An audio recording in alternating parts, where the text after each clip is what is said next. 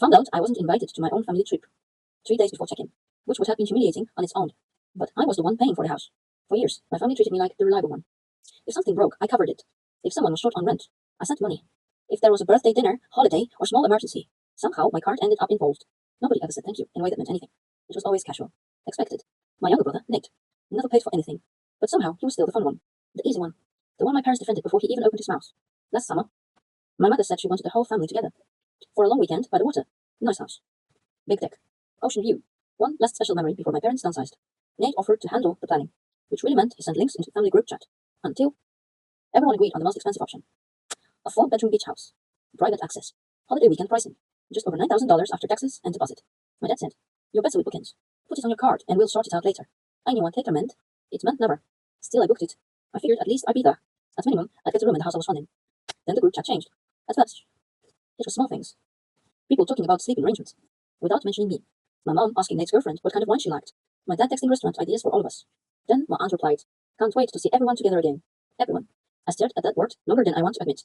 So I finally texted, "Which room am I taking?" No one answered. Not that night. Not the next morning. My brother finally replied the next afternoon. He said, "We didn't think you were coming." I actually laughed when I read it. He didn't think I was coming. To the trip I paid for. I called my mother. She picked up sounding irritated, like I was creating a problem. Then she said carefully, "Well, Nate thought it might be less tense if you said this one out." Less tense.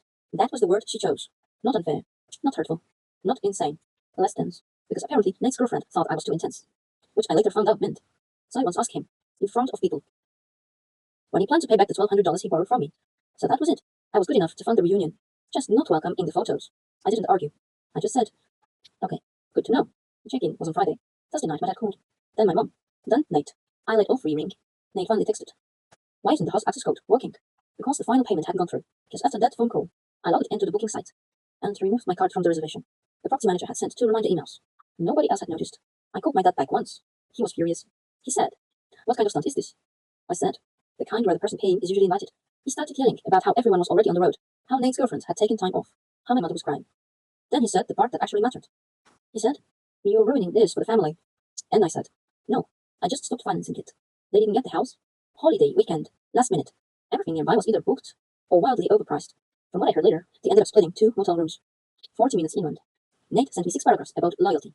My mother sent one message that just said, "I hope this was worth it." I looked at it for a while before replying. So do I. Then I muted the family chat. Took the money I hadn't spent on their reunion.